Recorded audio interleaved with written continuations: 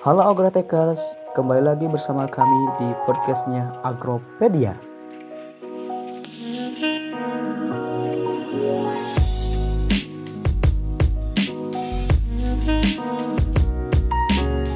Nah, di sela mengisi kegiatan di rumah aja, pantau terus ya info seputar pertanian di Agropedia.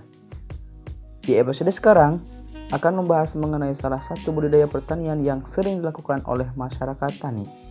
Di tengah-tengah pandemi COVID-19 merajalela di berbagai pelosok negeri ini, kebutuhan pokok menjadi pembahasan yang paling utama di mana-mana, apalagi di bidang pangan, khususnya pada beras yang menjadi makanan pokok masyarakat Indonesia. Maka dari itu, perlu peningkatan produksi beras untuk mencukupi kebutuhan pangan tersebut. Untuk memacu peningkatan produksi beras nasional, diperlukan beberapa strategi, antara lain perluasan areal tanam dengan mencetak sawah baru, peningkatan produktivitas lahan, dan perluasan areal panen melalui peningkatan IP atau indeks pertanaman. Budidaya salebu dapat memacu meningkatkan produksi padi dengan meningkatkan IP atau indeks pertanaman. Dengan teknik ini, bisa menjadi salah satu solusi dari permasalahan yang sedang dihadapi. Teknologi budidaya padi salebu mungkin tidak terdengar asing di telinga petani padi. Teknologi sederhana ini sudah banyak diterapkan sebagai alternatif budidaya padi, hemat bibit, hemat tenaga, dan hemat biaya produksi. Teknik budidaya padi salebu merupakan terobosan baru untuk memacu dan meningkatkan produktivitas hasil panen bagi para petani dan meningkatkan produktivitas nasional. Jadi, apa sih sebenarnya teknik budidaya padi salebu itu? Teknologi budidaya padi salebu atau sering disebut sekali tanam panen berulang-ulang atau panen berkali-kali merupakan teknik menanam padi dengan cara memanfaatkan rumpun padi sisa panen. Karena berdasarkan penelitian, rumpun sisa panen masih bisa menghasilkan tunas baru yang akan membentuk populasi tanaman baru yang bisa berproduksi nyaris sama dengan hasil penanaman awal. Dengan demikian, petani hanya cukup sekali menanam bibit padi dan selanjutnya bisa memanen sampai beberapa kali tanpa harus menanam bibit baru.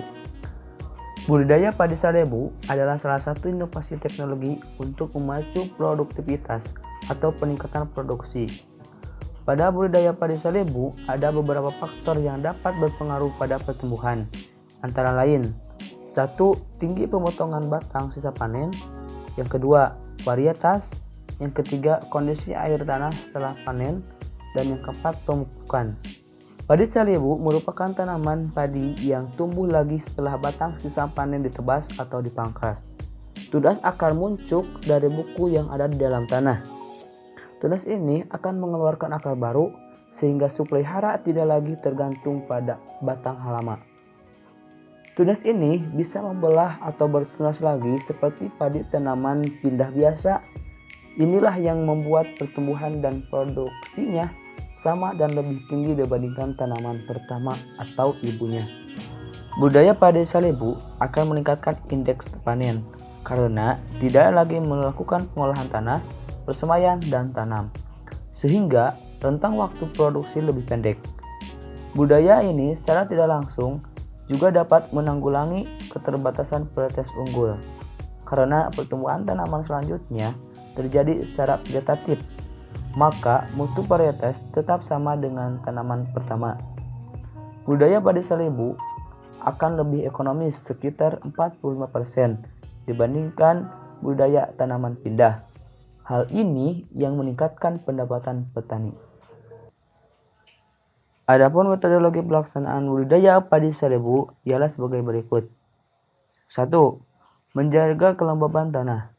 Pada kondisi lahan sawah yang terlalu kering, segera setelah padi dipanen, lahan digenangi air setinggi kurang lebih 5 cm selama 2-3 hari. Kemudian saluran pembuangan air dilepas kembali. Tujuannya adalah untuk menjaga kelembaban tanah dan menghindari agar batang padi yang masih berdiri tidak mati kekeringan. Kedua, pemberian pupuk kandang, pemotongan batang, dan menabur jerami.